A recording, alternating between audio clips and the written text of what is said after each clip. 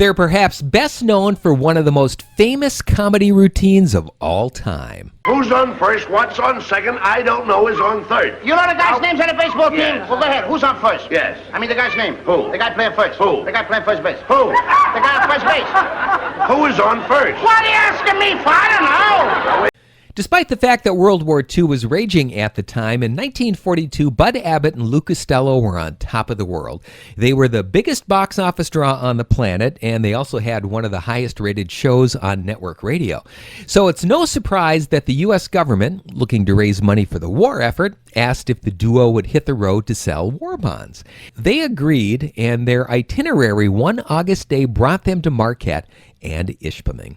In Marquette, plans called for them to appear at the old county fairgrounds on the north side of town to give a speech, perform a few jokes, and push the sale of bonds. That, however, was nothing compared to what they had planned in Ishpeming.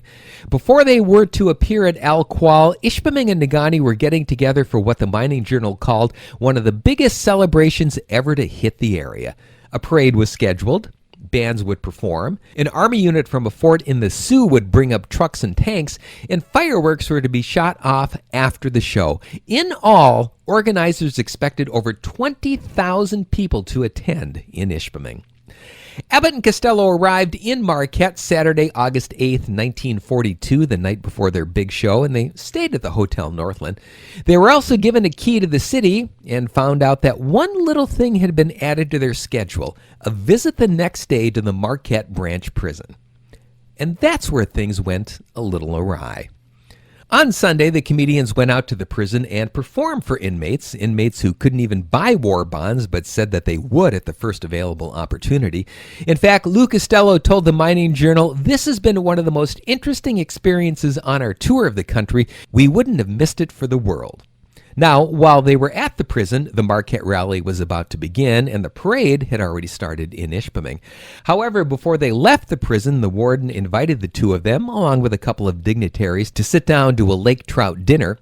While that wasn't on the schedule, they didn't want to turn down the invitation, and they enjoyed the feast.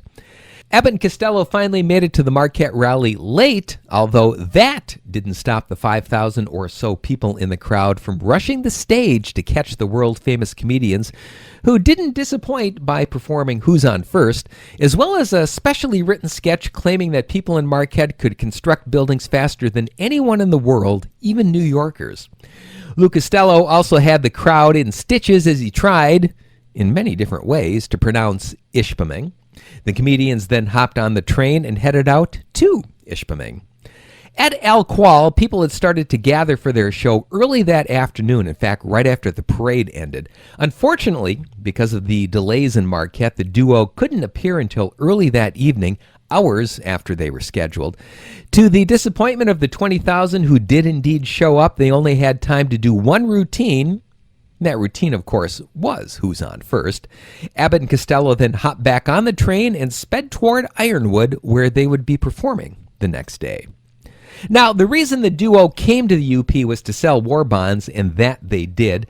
The 5,000 people who attended the Marquette show bought over $10,000 worth, while the Ishpeming crowd added another $5,000. And that's how, for a day and a half of 1942, counted among the residents of Ishpeming and Marquette, were Bud Abbott and Lou Costello.